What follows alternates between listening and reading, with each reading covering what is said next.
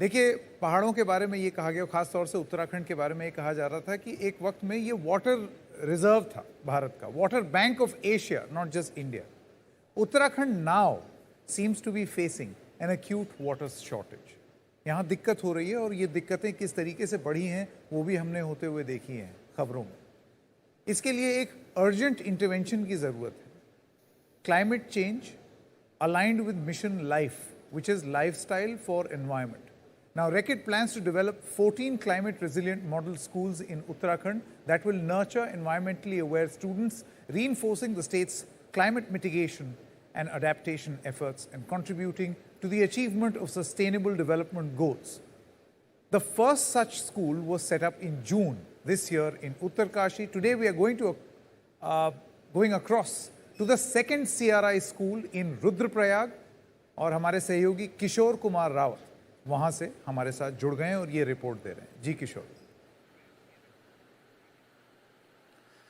बिल्कुल, एक जो मुहिम शुरू की गई थी उसका जो आगे बढ़ती जा रही है, एनडीटीवी डेटॉल बनेगा स्वस्थ इंडिया के तहत कई ऐसे स्कूल हैं जिनको क्लाइमेट रेजिडेंट स्कूल बनाया जा रहा है। रुद्रप्रयाग में अगर मैं बात करूं तो स्कूल में अंदर आते ही एक अलग सी फीलिंग आती है, क्योंकि बच्चों को पढ़ाई के साथ कैसे साफ रहना है, कैसे उनको पानी की वेस्टेज रोकनी है, कैसे उनको पर्यावरण को सुरक्षित रखना है, ये सब पढ़ाया जाता है। और ये इस वक्त स्कूल में मौजूद है और यहाँ पर तमाम जो बच्चे हैं उनको हर दिन अलग अलग सब्जेक्ट के साथ ये चीज़ें बढ़ाई जाती है। हमारे साथ प्लान इंडिया के प्रोजेक्ट मैनेजर शरिन हैं। किस तरीके से इस स्कूल को आपने सोच के इसको कहा कि इसको अलग बनाएंगे, आखिर इसमें अलग क्या है? अच्छा जी, Dettol climate resilient school basically ऐसा स्कूल है जहां पर हम बच्चों को पर्यावरण अनुकूल एक जीवन शैली विकसित कर रहे हैं बच्चों में। जो हमारे देश द्वारा चलाया जा रहा मिशन लाइफ का कैंपेन है, उसी के प्रिंसिपल्स पे आधारित है ये स्कूल। और जैसा आपने देखा, ये स्कूल फुली सोलर पावर्ड है। हमने सोलर पैनल्स लगाए हैं जिससे ये स्कूल की इलेक्ट्रिसिटी रिक्वायरमेंट्स पूरे सौर ऊर्जा पे निर्भर है अब। और ऐसे हमने एनर्जी एफिशिएंट फैंस और लाइट्स लगाए हैं जिसमें लगभग 80% ऊर्जा जो है एनर्जी है उसका रिडक्शन होगा।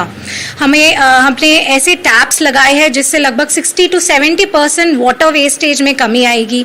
जैसा आप देख रहे हैं, बच्चों के पास यहाँ पे स्टेशनरीज है और बैग्स है जो बेसिकली सब रिसाइकल्ड मटेरियल से बना है। और हमने स्कूल में बेसिकली मिशन लाइफ क्लब का गठन किया है जो जिससे हमारा मेन मकसद है कि हम आने वाले समय में क्लाइमेट एडवोकेट्स या क्लाइमेट वॉरियर्स को तैयार कर पाएं। हमारे साथ प्रिंसिपल मैम है। मैम, जो सब्जेक्ट आप पढ़ाते हैं उसके साथ और क्या पढ़ाते हैं ताकि बच्चे समाज में एक मैसेज दे, क्योंकि बच्चे अगर स्कूल में आए कुछ चीज़ सीखते हैं तो लंबे टाइम के लिए उनको याद रहती है और वो आदतों में शामिल हो जाती है। बच्चों को हम उनके ये जीवन मूल्य हैं, जो मानवीय मूल्य हैं, उसके बारे में बताते हैं। और जैसे ये पर्यावरण पे बताया, बच्चे पर्यावरण से जुड़े रहें। और इसके अतिरिक्त सुबह आनंदम की कक्षा होती है और ये साफ सफाई कैसे? हाँ, साफ सफाई का भी होता है। बच्चे सुबह आकर के साफ सफाई करते हैं, गीला कूड़ा अलग रखते हैं, सूखा कूड़ा अलग रखते हैं और प्लास्टिक का जो कचरा होता है उसे एकदम अलग रखा जाता है। और जहाँ पर सार्वजनिक कूड़ादान है वहाँ इसको डाला जाता है। और बच्चे काफ़ी उत्सुक हैं। ये प्लान इंडिया से 3 दिन की हमारी वर्कशॉप हुई, बच्चे तब से काफ़ी उत्साहित हैं।